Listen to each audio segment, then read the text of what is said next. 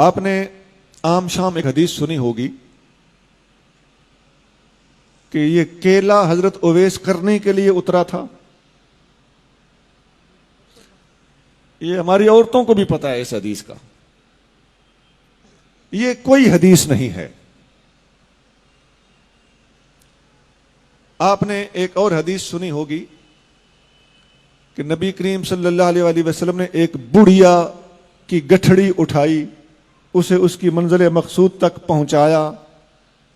اس بڑھیا نے پھر دعا دی, بیٹا کہنے لگی کہ محمد سے بچ کے رہنا, وہ جادو کرتے ہیں معاذ اللہ.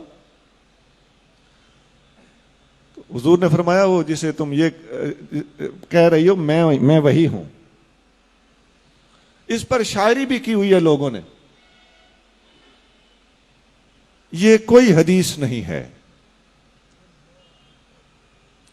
وہ کوڑا پھینکنے والی بوڑھیا کی عورت حدیث آپ نے سنی پڑی ہوگی, ہم نے اس کا کہیں وجود نہیں دیکھا.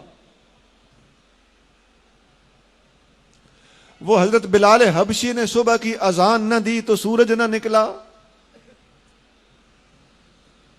یہ سب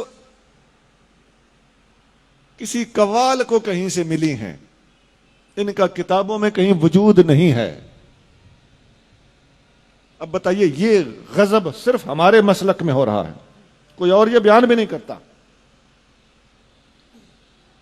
وہ ایک جنگ میں صحابہ کرام نے دیکھا کہ فتح نہیں ہو رہی تو مسواک شروع کر دیا, تو کافر کو یوں لگا جیسے منہ میں درخت ڈالے ہوئے ہیں کہ دانت صاف کر کے ہمیں کھا جائیں گے. اس بات کا کہیں کوئی وجود نہیں ہے. میں نے کتنی ہی باتیں سنا دی آپ. وہ حضور صلی اللہ علیہ وسلم کے پاس ایک بندہ بیٹا لینے آیا تو وہ آپ نے فرمایا کہ تیرے نصیب میں بیٹا نہیں ہے. باہر نکلا تو امام حسین رضی اللہ تعالیٰ عنہ کھیل رہے تھے. آپ نے فرمایا 1 2 3 4. حضور باہر تشریف لے آئے. آپ نے فرمایا حسین بس. اب اس کا کہیں کتابوں میں کوئی وجود نہیں, محققین کے ہاں اس کا کوئی وجود نہیں. اس قسم کی باتیں ہیں. کچھ اور بھی بہت ہے, میں نے کافی ساری باتیں سنا دی ہیں.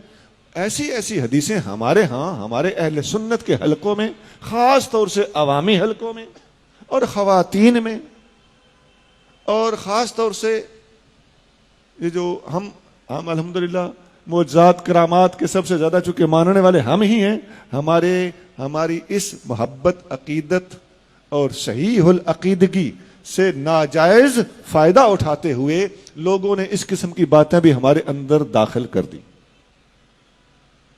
میں نے پوری احتیاط سے کام لیتے ہوئے کچھ باتیں بتائی ہیں. میرے ذہن میں اور بھی وہ حدیثیں ہیں جن کو حدیثیں کہا جا رہا ہے, وہ حدیثیں نہیں ہیں.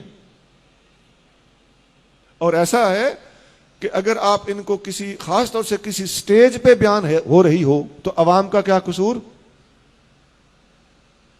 میں اپنے بیٹوں سے درخواست کروں گا کہ حدیث آپ نے کنفرم کیے بغیر کبھی بیان نہیں کرنی, اور اگر کوئی بیان کرے آپ کو پتا ہو کہ یہ حدیث نہیں ہے تو اسے ضرور سمجھانا ہے. نہیں تو دین کا بہت بڑا نقصان ہو رہا ہے اور ابھی اور ہو چلا ہے. جرت کوئی نہیں کرتا کسی کو سمجھانے کی اپنی عزت بچانے کے لیے. جھوٹ بولا جا رہا ہے, اگر آپ سمجھاؤ تو آپ کو کہے گا کہ تیری عقیدت میں فرق ہے, تیری محبت میں فرق ہے. نہیں جناب, یہاں سے ہمیں کوئی راستہ نکالنا ہوگا, ہمیں یہ جرت کرنا پڑے گی, ہمیں حق گوئی سے کام لینا ہوگا. ہمیں فاروق اعظم کی طرح یقول الحق ولو کان مرا, فاروق حق بولتا ہے خواہ کڑوا ہو, اس کا مصداق بننا پڑے گا.